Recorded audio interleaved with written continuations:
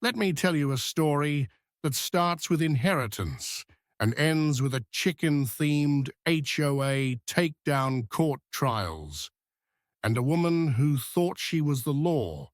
So picture this. I inherit a ranch from my late grandfather, beautiful land, big skies, wild turkeys, and best of all, it's just outside the boundaries of any HOA total freedom. Or so I thought. The ranch, let's call it Ironwood Hollow, had been in our family for 3 generations. My grandfather, God bless his ornery soul, intentionally made sure it was legally exempt from the pleasant trails. Neighborhood association. He used to joke, I'd rather paint my barn pink than pay a bunch of khaki-wearing clipboard tyrants. So I move in week 1. Peaceful roosters. Crowing breeze through the oaks. No one telling me how tall my grass can be. Week 2. That's when she arrived. Her name was Marla Densmore, president of the Pleasant Trails, HOA polyester suit, the color of raw salmon tight, smile clipboard practically glued to her hand. I'm here about your outstanding dues. She said. I blinked. What dues? Her grin stretched like taffy.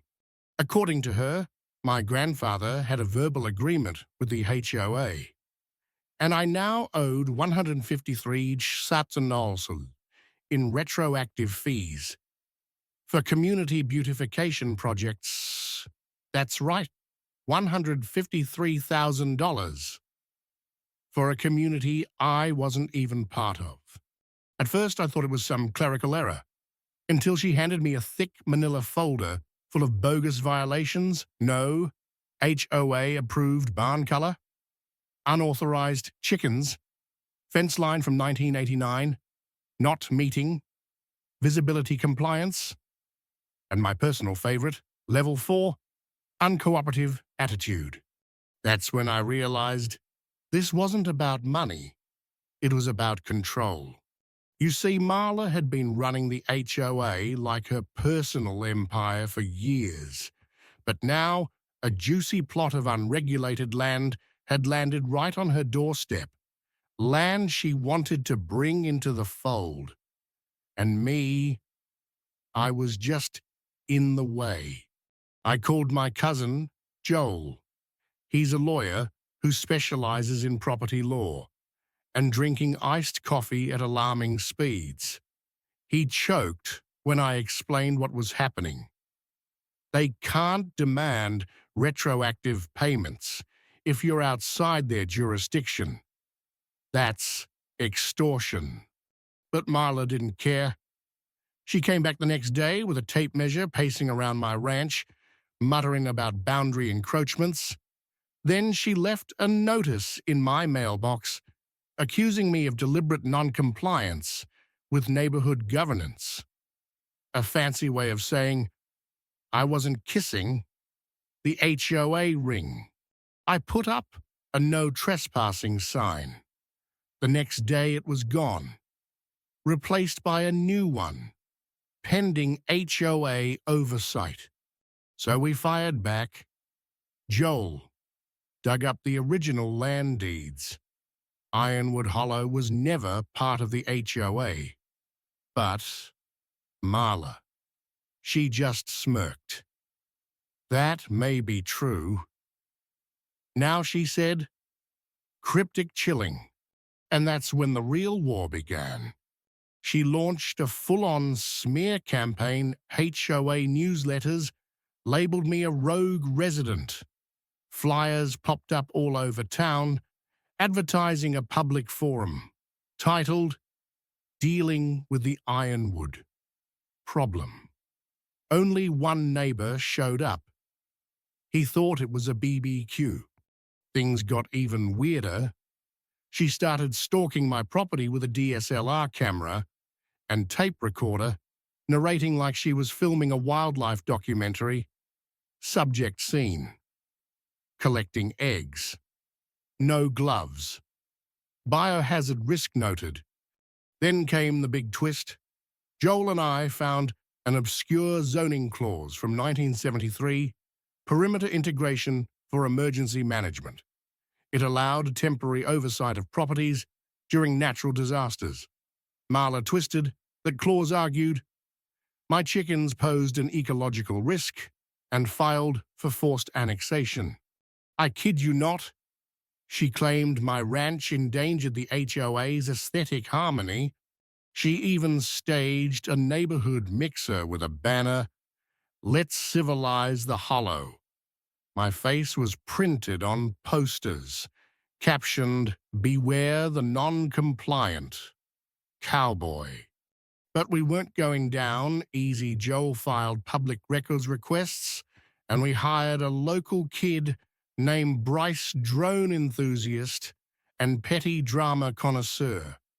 We needed footage of Marla's beautification projects. What Bryce found wasn't about my ranch. It was about hers. Behind her perfect hedge-lined mansion was a secret lot, unpermitted.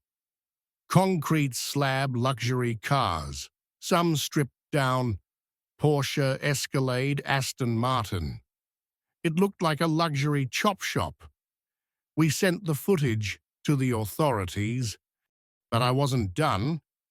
I cross-referenced HOA financial records over $77,000 in community enhancement expenses. No receipts. Vague line items, like aesthetic mitigation. Guess where that slab's concrete came from? Marla had embezzled HOA funds to build herself a fortress. We had the drone footage, the financials, and a plan. But she wasn't going down without dragging me through the dirt. She sued me, claimed psychological drone warfare, emotional sabotage, and ecological terrorism via poultry. The court documents were a masterpiece of delusion. Her exhibit, a USB drive, featuring a 3-minute loop of her yelling at my chickens they mock me. She whispered in one clip. The judge dismissed it so fast, she barely lifted her gavel. Marla was fined $17,000 for harassment, trespassing, and filing a frivolous lawsuit. Then things really unraveled.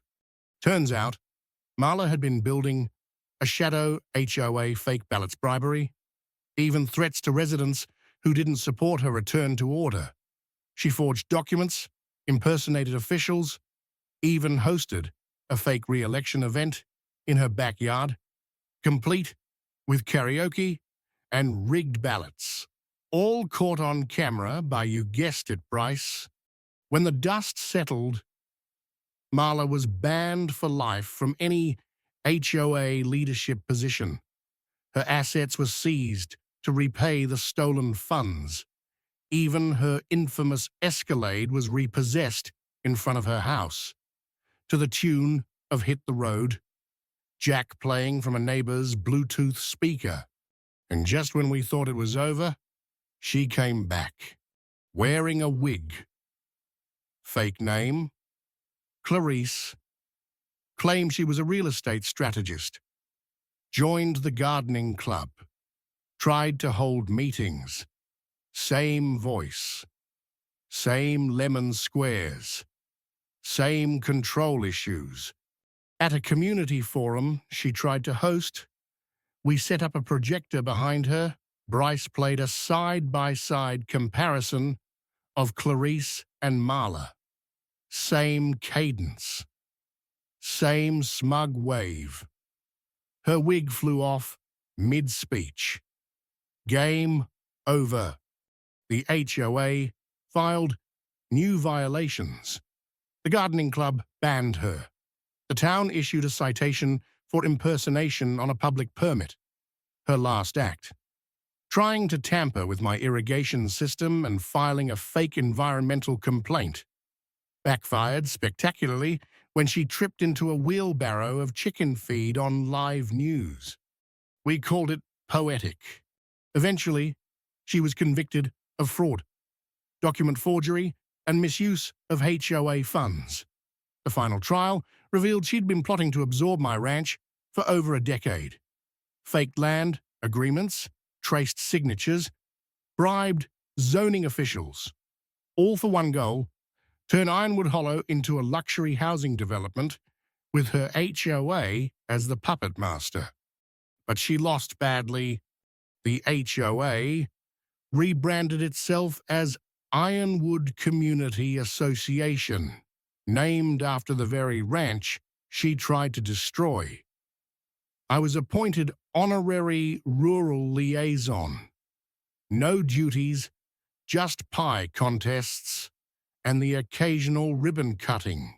Marla's last known move: she applied to join a new HOA under the alias Janice, was rejected unanimously after someone recognized her at a Zumba class.